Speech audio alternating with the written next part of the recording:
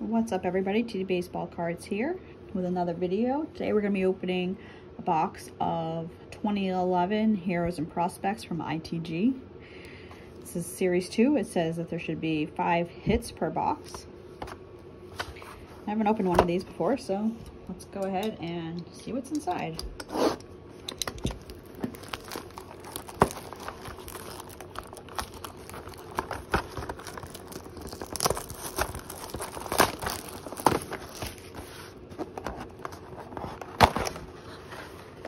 Okay. First card we have is Mauricio Robles. Silver version.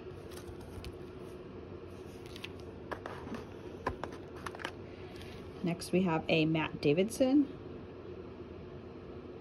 This is the Lumbergraphs. And then we have a Yordy Cabrera.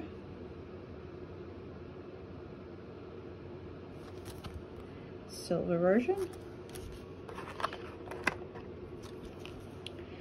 We have a Tyson Gillies. Let's push this down. Giles. And the last card we have is a Chance Ruffin.